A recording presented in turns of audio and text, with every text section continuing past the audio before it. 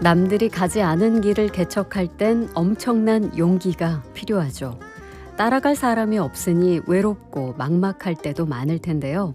오늘 모실 분은 내가 가면 그게 길이지를 외치면서 새로운 길을 만들어 오셨습니다. 대한민국 1세대 마이미스트 유진규님과 함께하겠습니다. 어서 오십시오. 네, 안녕하세요. 반갑습니다. 반갑습니다. 오늘 아주 힙하고 멋지게. 그런가요? 네, 네. 솔직히 얘기하면 그냥 예. 라디오인 줄 알고 예. 아무 꾸밈 없이 왔는데 보이는 이게, 라디오였어요. 네, 보이는 라디오네요. 아주 좋습니다. 아니 오늘 방송을 위해서 원래 지금 춘천에서 거주하고 계시죠? 예. 그 되게 먼 걸음을 또 아침 일찍 해주셨는데 감사드리고요. 네. 그리고 지난 토요일에도 서울에서 공연을 하셨었다고요. 예, 지난 토요일 날 그 서울 연극창작센터라는 곳에서 네.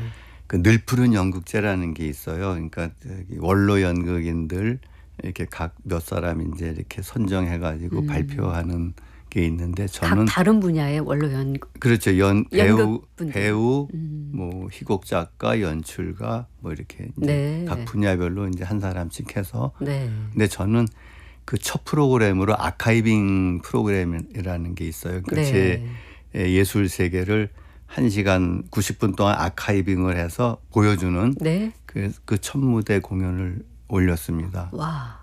그래서 예. 54년을 어떻게 90분 안에 이제 녹이느냐 네. 하는 재밌었습니다. 그 마임 인생 54년을 90분 안에 녹이는 공연을 하셨다고 했는데 그 공연 제목이 제가 조금 전에 소개해드릴 때 잠깐 언급을 했습니다만 내가 가면 그게 길이지. 그렇죠. 네. 누구나 가면 그게 길입니까? 내가 나만 그런 게 아니고 네. 그게 참 말이 재밌어요. 사람들이 다 길을 가는데 네. 누구의 길을 가느냐고 물어보면은 이제 좀 난감해지는 게 있어요. 왜냐하면은 수많은 길이 이미 있었고 그 길을 따라가고 있지 내가 가는 길을 가나 과연 내가 간다는 길은 없는 길을 가야 된다는 거거든요. 네. 그러니까 이제 거기서 막히죠. 네. 근데 한 발 내디디면 또 어렵진 않은데 내딛기까지가 그렇죠. 어렵죠. 저는 이 공연 제목이 이제 지난 2020년에 마임 인생 50년 맞아서 출간한 책 제목과도 같은데 내가 가면 그게 길이지라는 이 제목이 뭐랄까요, 두 가지 의미로 좀 다가왔는데 하나는 자신감도 느껴지면서 사명감까지 들어가 있는 그런 기분이었어요. 그래서 아까 54년 지금 마임 인생 말씀하셨는데 이런 제목을 언제적부터 쓰셨는지는 제가 알 길이 없으나 예. 너무 잘 담으신 것 같아요. 그래요. 그러니까 예술가라고 하는 게 이제 창작의 세계를 가겠다고 선언한 거잖아요. 그렇죠. 내가 예술을 가는데 뭐 누구 것 뭐 따라 하겠다는 건 아니잖아요. 네. 그러니까 그때 이미 이제 그러한 이제 길을 나서면서 그 정리가 된 말이 그래 내 길을 내가 가면 그게 길이 되는 거지라고 이제 하게 됐죠. 네. 보통 이렇게 저처럼 이 마임이라는 이 예술 장르를 잘 모르는 사람들은 과거에 우리에게 익숙한 그 찰리 채플린이라는 배우를 떠올려요. 그럼 굉장히 조금은 희극적인 어떤 동작들이 연상되고는 하는데 선생님께서는 이 마임이라는 예술에 한국적인 어떤 정체성을 넣어서 예술적으로 꾸준히 연구를 해오셨더라고요. 그래서 그런 이야기를 차차 진행하도록 할 텐데 일단 우리 청취자들에게 도대체 마임이 뭔가 설명해 주시면 좋을 것 같아요. 그래 마임 하면 다들 이제 체리 채플린을 떠올리거나 하얗게 칠하고 그렇죠. 이제 그런 광대가 떠오르죠. 근데 서양에서의 이제 그 판토마임이라고 하는 그 분야가 네. 이제 그랬고 근데 이제 서양서도 현대 마임으로 나오면서 그런 광대 틀을 다 벗고 네. 이제 그 본연의 몸의 세계를 이제 추구하게 됐죠. 저 역시 처음에 이제 판토마임을 배워서 했는데 네. 똑같은 어떤 나의 길을 찾는 즉 내 몸의 표현을 찾아가는 세계로 이제 접어들게 되는 거죠. 네. 올해로 지금 마임 하신 지 54년이라고 예. 말씀하셨어요. 그러면 다시 시간을 거슬러 그 과거로 돌아가다 보면 70년대 초반입니다. 마임을 처음 시작하신 게. 예. 그러면 지금 떠올려 봤을 때 그 당시에 마임이라는 예술 세계를 어떻게 알게 됐죠? 어떻게 관심을 갖게 되셨을까? 아주 그렇죠. 근본적인 질문을 드리게 돼요. 그래요. 네. 제가 마임을 처음 접하게 된 건 이건 운명이에요. 고등학교 2학년 때 예. 우리나라에 처음으로 이제 서양의 마임 공연이 왔어요. 68년도에 그 공연을 하는데 제가 알 수 없어요. 이유는. 네. 어떻게 그걸 보러 가갖고 네. 와, 세상에 이렇게 신기한 표현의 세계가 있구나. 즉 타이즈라는 건 아무것도 몸에 걸치지 않았다는 얘기잖아요. 네. 그 텅 빈 큰 무대에서 아무것도 걸치진 몸 하나로 모든 이야기를 다 보여주는 거예요. 몸으로써. 그러니까 다 보여준다는 건 필요한 것들이 다 눈에 보이게끔 해주는 거잖아요. 놀라서 무려 한 2시간 가까이를 그리고 사람들을 이렇게 이야기 속에 빠져들게 하는데 네. 그랬다가 잊어버렸죠. 너무 재밌다 그랬는데 제가 또 알 수 없어요. 제가 대학교 연극반 하게 되고 예. 연극을 하게 됐는데 그 극단이 우리나라에서 처음으로 마임을 연극에다 도입한 극단이었어요. 운명이네요, 정말. 예. 그렇게밖에 이렇게 말을 할 수가 없네요. 그렇게 시작된 인연이 50년 넘게 지금 올해로 54년 동안 마임 인생을 살게 되신 겁니다. 그러면은 그때 처음에 이 마임을 배우기 시작하셨을 때 이것은 내가 갈 길이다 하셔서 처음 시작하셨을 때 어떤 과정을 거치셨는지 궁금해요. 마임을 하는 사람들은. 전 이제 처음에 대학교 가서 연극부 들어갔는데 거기에 너무 좋아갖고 예. 이제 학교를 이제 중퇴하고 그때는 연극하려면 이제 극단에 들어가는 거였으니까 아까 말한 대로 이제 좀 실험 극단이었어요. 극단 에조또라고. 네. 갔더니 그 일반 사실주의 연극이 아니고 신체 표현을 굉장히 중요시한 그런 이제 그 연극을 하니까 마임 이제 수업을 받았죠. 훈련을 받았죠. 네.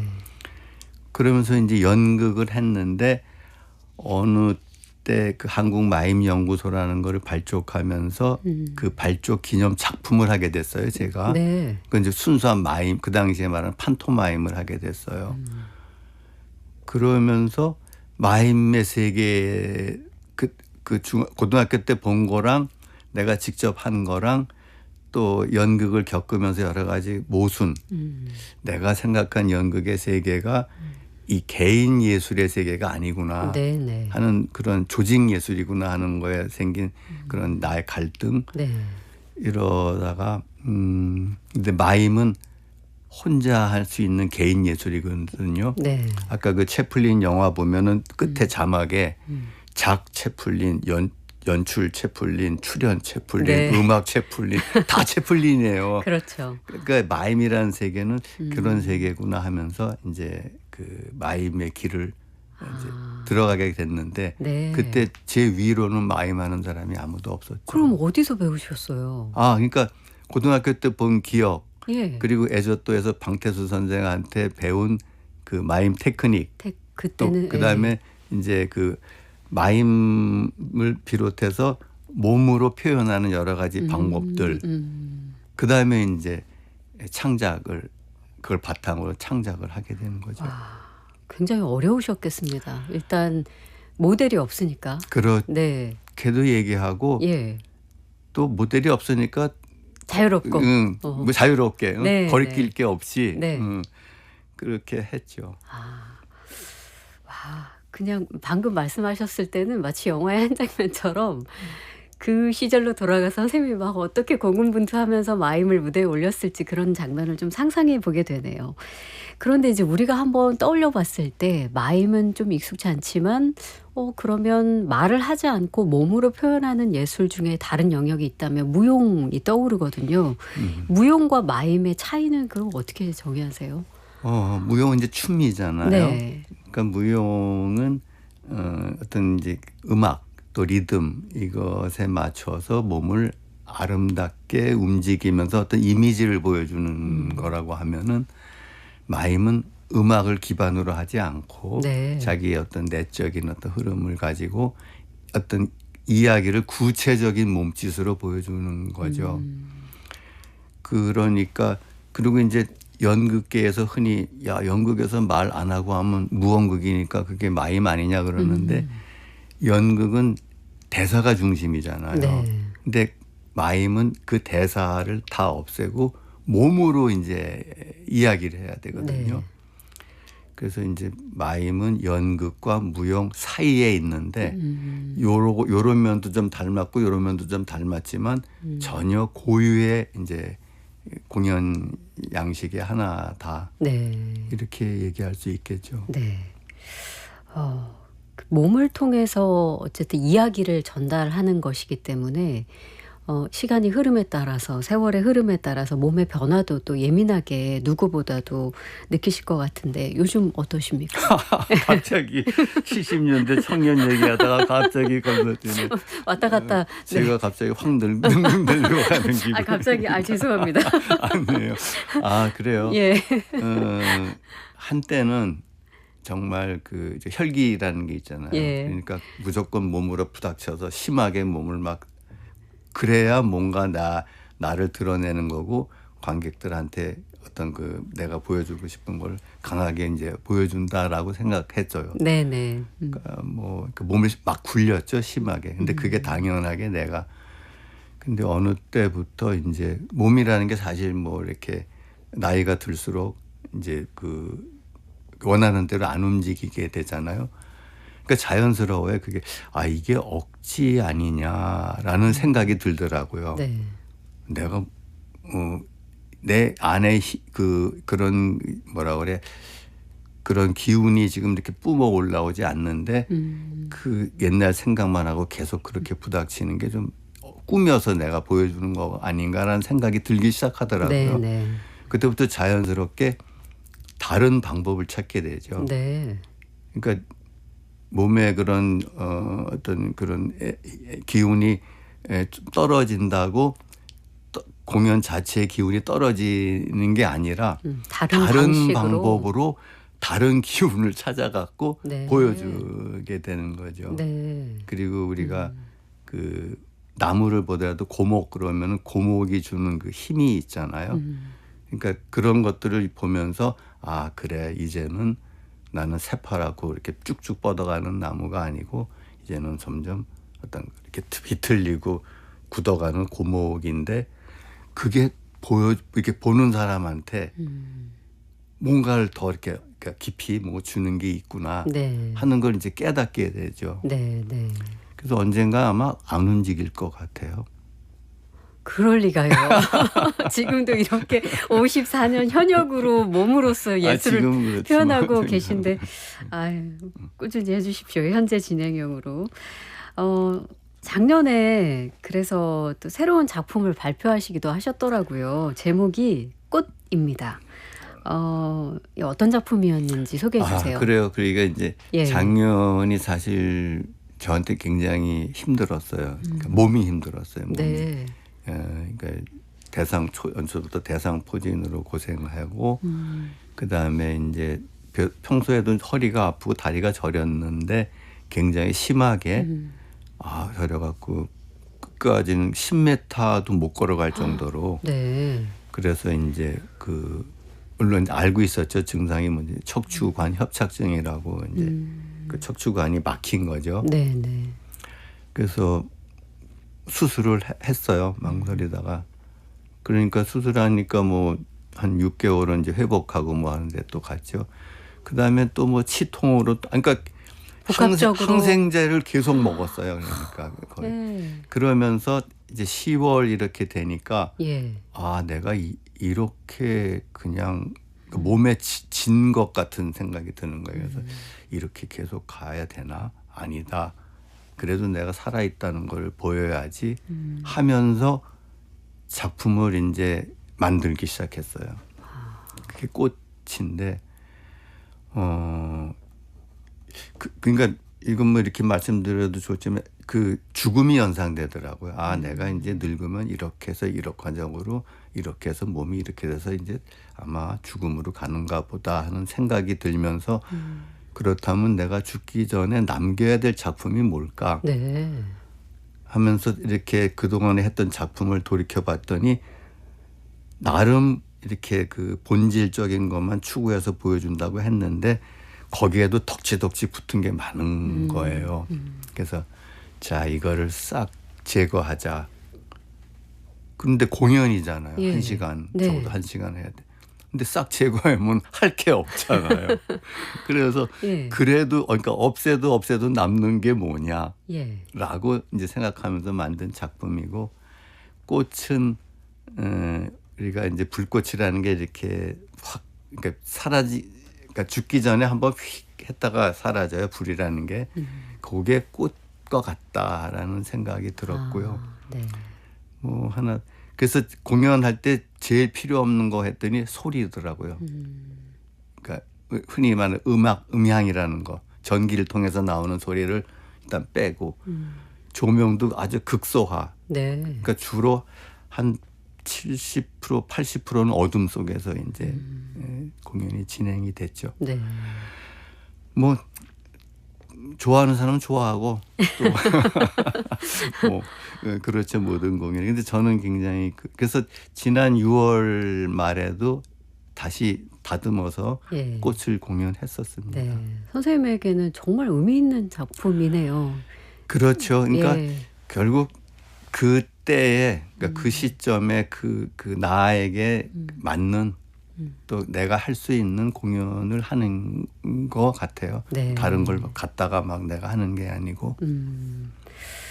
아까 굉장히 그 몸의 아픔으로 인해서 고통을 느낄 때 몸에 진 것 같다는 생각이 들었을 때 이대로는 안 된다 해서 공연을 올리고 싶었고 이 공연은 이전까지 했던 더하기식의 공연이 아니라 빼기 방식으로 진짜 본질만 남기는 공연을 하고 싶다는 이야기.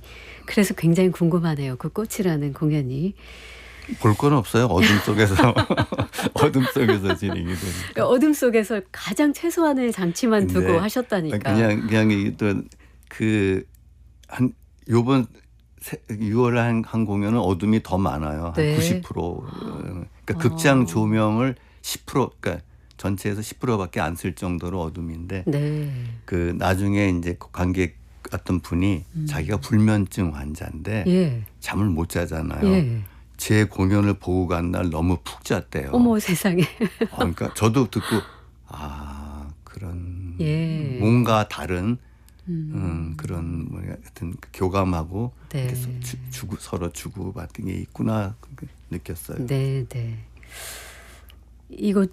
이거야말로 본질적인 질문일 수 있을 것 같은데요. 선생님은 평생을 이제 몸으로서 예술을 표현하시는 분이기 때문에 선생님이 생각하시기에 몸은 어떤 존재인지, 몸으로 무엇을 이야기하고 싶은지.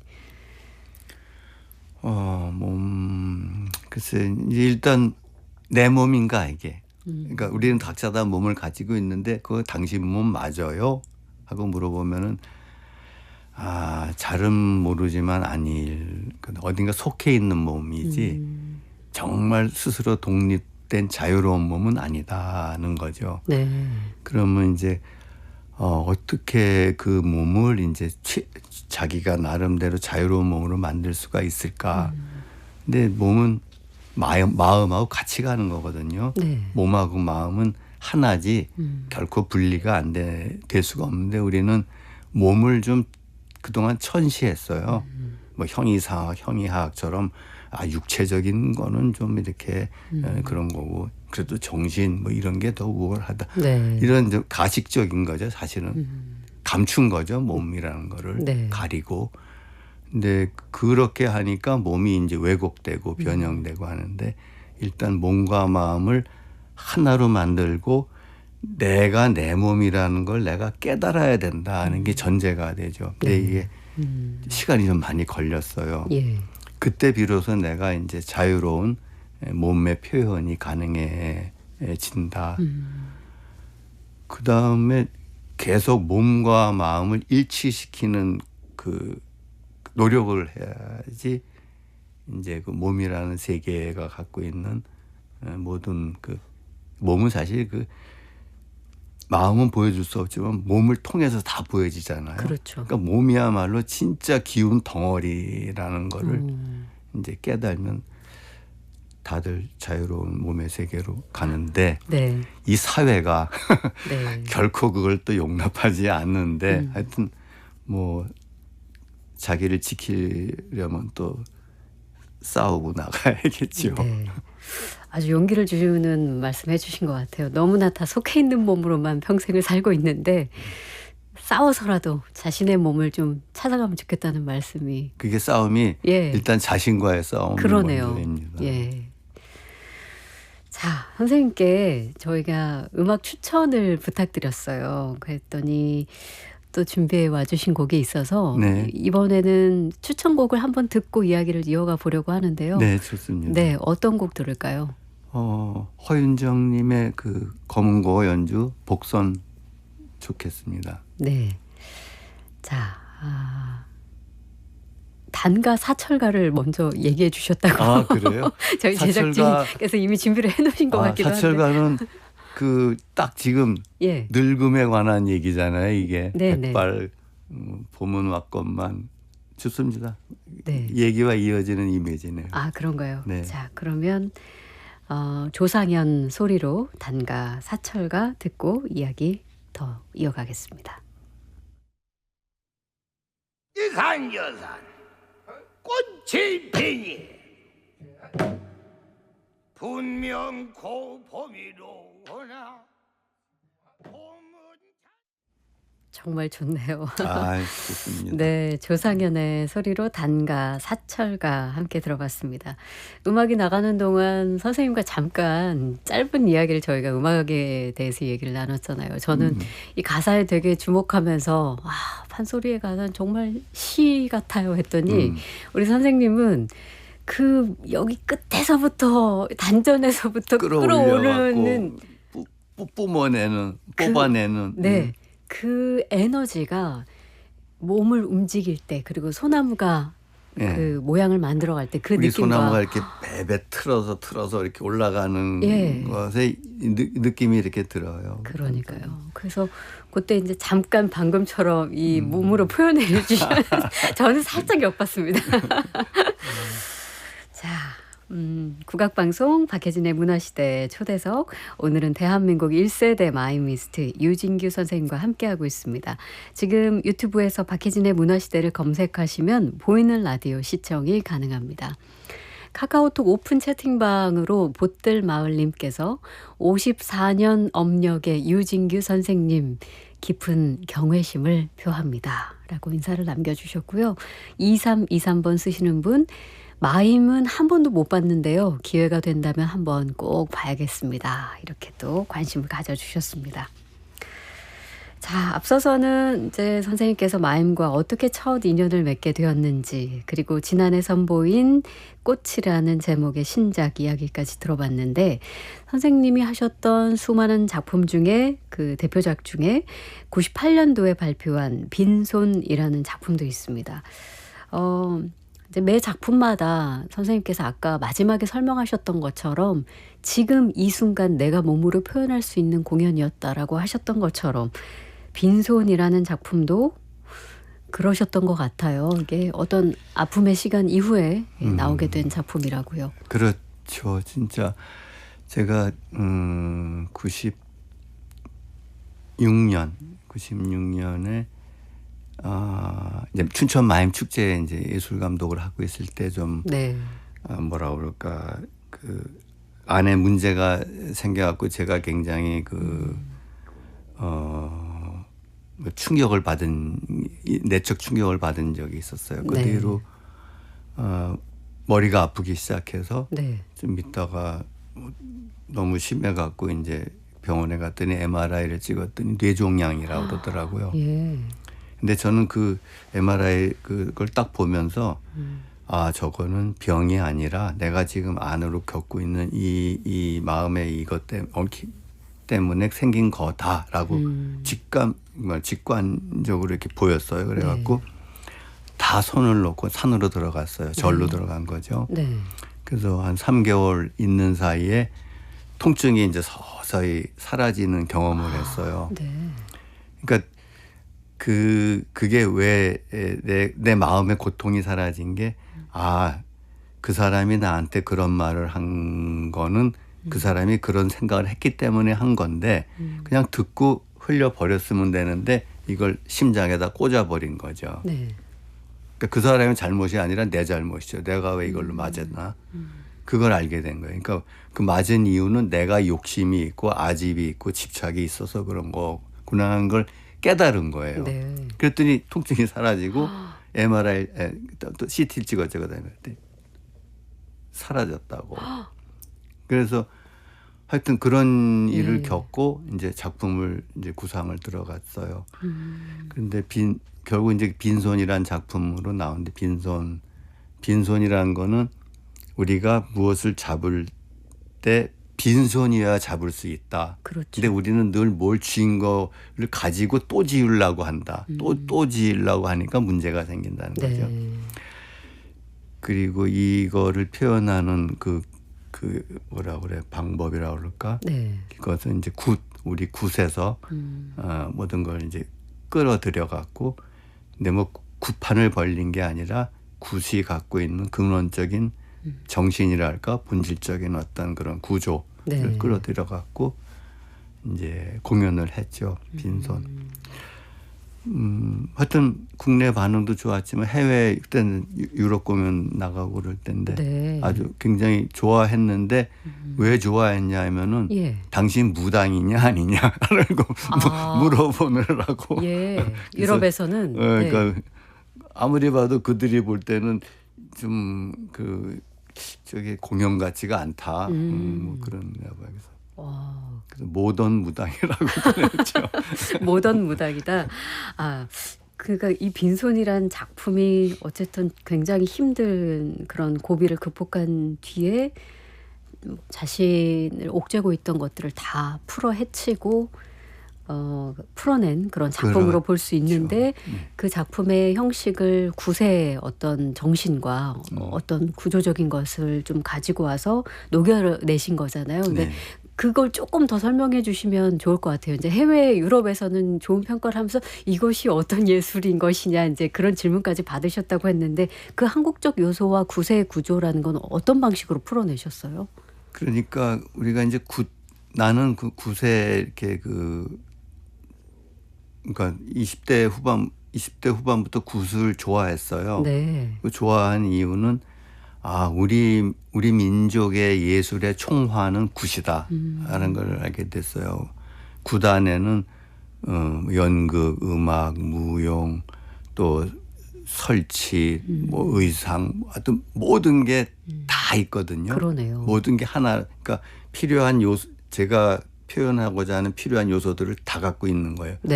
근데 저는 그 굿을 이렇게 차용하겠다는 거잖아요. 그 안에 그러면 그 정신이 뭐냐 굿의.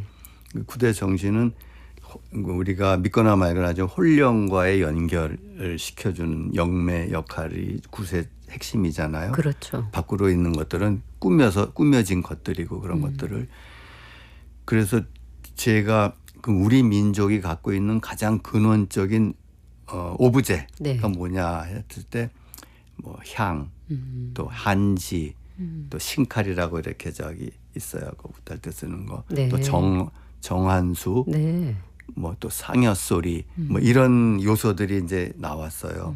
그러니까 그 요소들을 가지고 제가 이제 그 뇌종양 이후로 겪었던 여러 가지 그 경험들과 과정들을 갖다가 이제 이렇게 하나하나 입혀서 보여준 거니까 굉장히 미니멀한 형태로 배경은 안에 이 근저에는 굿이 있지만 겉으로 보여줄 땐 굉장히 미니멀한 형태고 그러니까 유럽서는 자기네한테는 그러니까 샤머니즘이 없는데 제가 그 독일의 하노버에서 그 종교 연극 축제라는 데 초청받아 갔거든요. 근데 그 종교 철학자라고 그러는데 그이가 보고 나서 당신이 굉장히 난 부럽다. 네. 그 왜 그러냐니까 우리 게르만족도 당신과 같은 샤만을 가지고 있었는데 네네. 그게 다 사라졌다 이제는. 근데 당신네들은 그걸 그대로 지키고 있어서 부럽다. 네. 이런 얘기를 하더라고요. 그러니까 네. 그렇죠. 그들도 인간이면은 그렇잖아요. 종교심이라는 게 어떤 저 바탕이 샤머니즘이겠죠. 가장 근저적인 바탕은. 그렇죠. 예. 뭐 그런 이제 작품이 너무 작품 자랑 같기도 하고. 자랑하셔도 될 것 같은데요. 그러니까 그 어디에 쓰여진 이제 그 설명을 잠깐 보니까 한지나 이런 향불 같은 것들이 공연 안에서 어떻게 보여졌을까. 이제 일단은 저희는 상상으로만 지금 해보잖아요. 그런데 그 한지로 빈손이란 작품에서 이렇게 몸을 가리거나 뭐 보여주는 방식으로 그렇죠. 활용하셨다고 하더라고요. 예, 그러니까 한지를 들고 있으면은 한지 뒤에 숨으면은 몸은 안 보이죠. 예. 한지만 보이죠. 그렇죠. 그죠. 한지만 흔들어 한지. 근데 조명을 뒤에서 치면은 그림자로 내 몸이 보여요. 그러네요. 그렇죠. 예. 다시 조명을 바꾸면 몸은 사라져요. 한지만. 그러니까 존재라는 것이 있는 것과 없는 것. 그리고 실체의 나와 그림자로 보여지는 나. 뭐 이제 이런 것들을 보여주고 그다음에 한지의 형태를 바꿔서 네. 완전히 구겨버리면 안 보이죠. 한 줌 안에 들어오니까. 뭐 이런 과정을 통해서 있는 세계, 없는 세계, 존재의 그 실체, 또 본질 뭐 이런 것들을 이제 저는 보여주려고 했고. 예. 그다음에 뭐 얘기 나간 김에 그러니까 제가 보여주려고 했던 것이 공연은 단순히 보는 게 아니다. 오감으로 느껴야 된다. 즉 소리를 충분히 느끼기 위해서는 이제 그 음악은 사물놀이를 이제 베이스로 했거든요. 그러니까 사물놀이 자체도 있지만 사물이 가지고 있는 여러 가지 악기 소리들을 이제 새로운 소리로 바꿔갖고 근데 소리를 가장 극대화해서 들을 수 있을 땐 암전 깜깜할 때 소리가 극대화로 들린다는 거죠. 네. 즉 청각만 열어놓게 만드는 거죠. 그러니까 어둠이 있고 그다음에 향으로 냄새가 극장 안에 이렇게 가득 차게 만드는 거죠. 후각도. 네. 그러니까 청각으로 여러 가지 그런 그 변화를 보여주고 청각으로 보여주고 시각으로 보여주고 후각으로 보여주고. 근데 제가 촉각도 어떻게 해보려고 그랬는데 어려웠어요. 극장에서. 네. 미각은 또 두 개는 어려워서 기술적으로 어떻게 하면 가능할지 모르지만 정한수를 돌려서 마시는 그러니까 현실적으로 좀 그 얘기도 했었어요. 그런가요? 조금씩 이렇게 물을 돌려서 한 모금씩 하게 하자. 뭐. 네, 네. 근데 하여튼 근데 어쨌든 공연을 보기만 하는 게 아니라 오감을 통해서 느끼게 하는 공연하게 보여주자. 그게 살아있는 공연 아니겠느냐. 네. 이제 그렇게 했죠. 와, 사실 지금 말씀하신 그 오감 체험이 가능하도록 하는 공연의 형식이 요즘 굉장히 또 다시 주목받고 많은 이제 막 새롭게 준비하는 그 젊은 예술가들이 주목하고 있는 그런 방식인 것 같거든요. 그렇죠. 이머시브 공연 뭐 이렇게 하면서 예, 이미 시작을 하셨었네요. 아니 뭐 또 다 먼저 한 사람이 있겠지만 저는 공연이라는 게 과연 뭐냐라는 예. 고민을 늘 하잖아요. 네, 네. 그러니까 있는 형태에는 이미 있는 형태고 어떻게 하면 없는 형태 없는 속에서 다시 끄집어내서 체험하게 네. 같이 공감하게 만드느냐라고 이제 끊임없이 생각을 하니까. 네. 자, 마임을 통해서 이런 어떤 오감을 함께 느낄 수 있도록 제가 아까 이제 들은 설명으로는 작품 속에 굉장히 철학적인 메시지와 질문을 담고 늘 준비를 하신다는 생각이 드는데 마임을 통해서 사실은 이런 예술적인 그 활동도 하시지만 사회적 메시지도 전하고 계십니다. 결정적인 계기가 됐던 사건이 이제 세월호 참사였다고 알고 있어요. 예.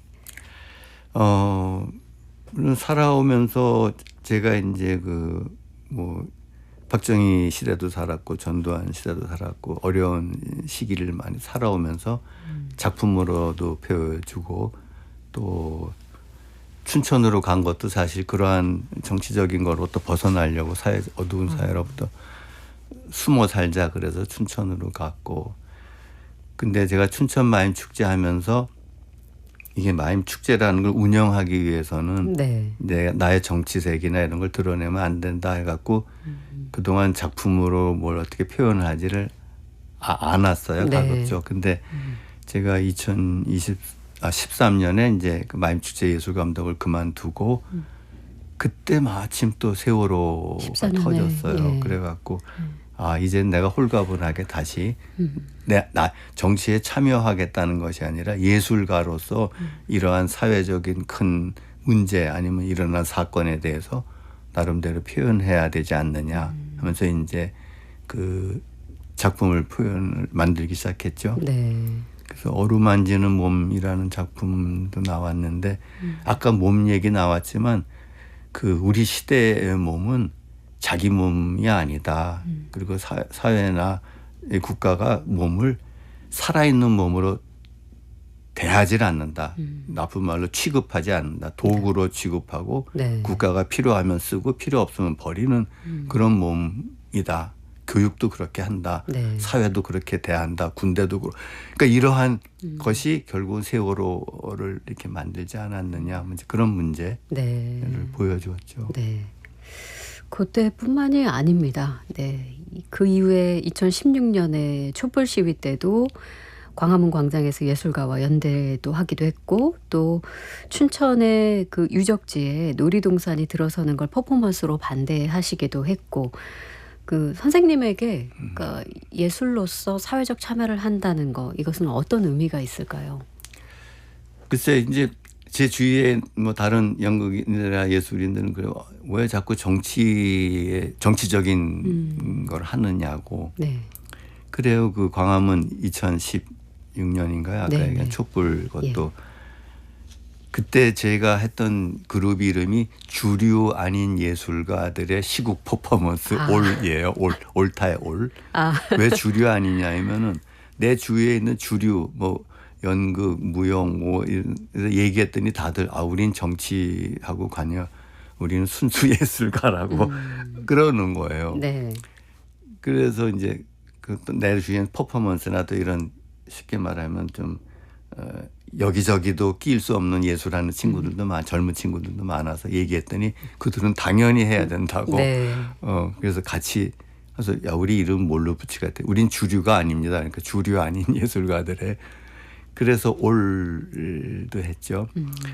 그러니까 그리고 저기 춘천의 그 중도의 선사 유적이 어마어마한 우리 민족 최대의 선사 유적이 발굴이 됐는데 그걸 다시 덮고 그 외에 레고랜드라고 하는 걸 세웠잖아요. 네.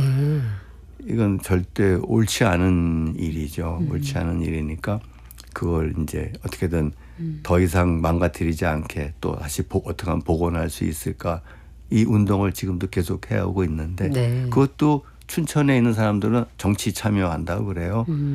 근데 세상에 정치 아닌 게 그렇게 따지면 어디 있는 당신 맞습니다. 투표할 예. 때 그럼 정치 참여 아니냐? 투표 다 안 해야지. 그러니까 그 경계 그리고 내가 무슨 어떤 당을 특정 지지하거나 아니면 뭘 하거나 한 일은 없어요. 내가 네. 볼 때 이것이 옳으냐 안 옳으냐 그렇죠. 그 판단으로 하는 거지. 그리고 거기에 대해서 내 의견을 예술가로서 작품으로든 아니면 어떤 행위로든 밝히는 게 당연한 거지. 네. 그걸 뭐 나는 순수 예술가니까 예술을 지키는다는 명목으로 모른 척한다. 네. 이건 전 좀 이해가 안 되는 일인 거죠. 예. 아까 앞서서 그 몸이라는 것이 정신과 분리되어 있지 않고 하나다라고 말씀해 주신 것처럼 사실 예술가의 삶이란 게 그냥 영 떨어져 있는 이상적인 것이 아니라 사실은 현실 세계와 이상이 함께 가야 하는 그런 말씀을 해 주신 것 같아요. 선생님께서는 유진규가 사라지면 유진규의 공연도 사라지나? 라는 화두를 품고 계시다고 들었습니다. 이거는 어떤 의미일까요? 선생님 명언 제조기신가 봐요. 네. 어떤 의미일까요? 또 제가 교통사고를 당해갖고 예. 6개월 따지면 9개월이에요. 하여튼 회복되는데 근데 누워 있다가 아 내가 이대로 그냥 끝나나? 왜냐하면 무릎이 나갔거든요. 예. 그러면 이제 생각이 나는 거예요. 아 내가 무릎이 나가면 공연을 못 하나? 내가 팔다리가 없어지면 공연을 못 하나? 그냥 그러면 나는 그때는 마임을 못 하나? 라는 생각을 계속 이제 하다 보니까 네. 할 수 있어. 예. 뭐냐 하면은 여태까지 나는 무대에서 관객들한테 보여주기 위해서 내가 열심히 무대에서 움직이고 관객들은 가만히 앉아서 봤잖아요. 그렇죠. 근데 그것도 공연이지만 나는 가만히 있고 관객을 움직이게 해도 공연 아니냐. 예. 그럼 그 맞네. 내가 생각한 형태로 관객들이 움직이게 하는 거죠. 네네.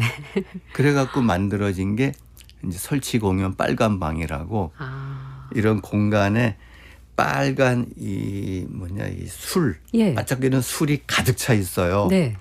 거길 들어가는 거예요. 들어가면 몇 개의 이제 거울이 있는데 이렇게 60도로 된 거울 앞에 서면은 자기가 6개로 보여요. 그렇죠.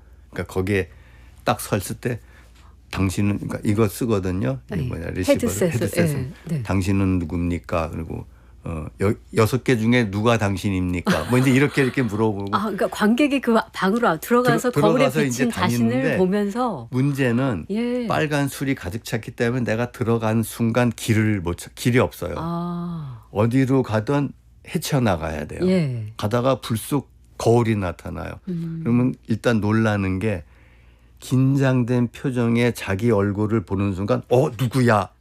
난 줄 몰라요. 처음에. 네. 깜짝 놀랐다가 자세히 보니까 자기잖아요. 예. 이제 시작이 되는 거죠. 네.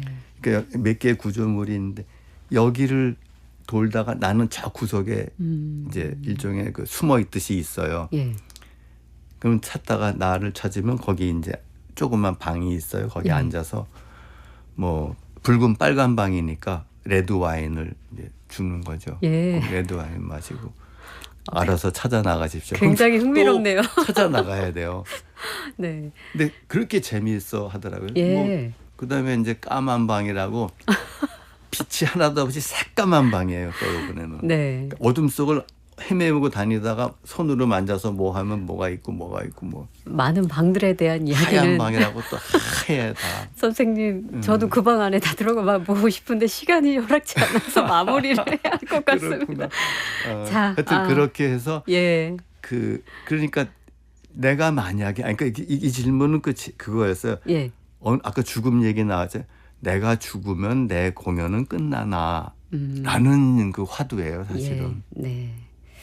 이건 이제 모르겠어요.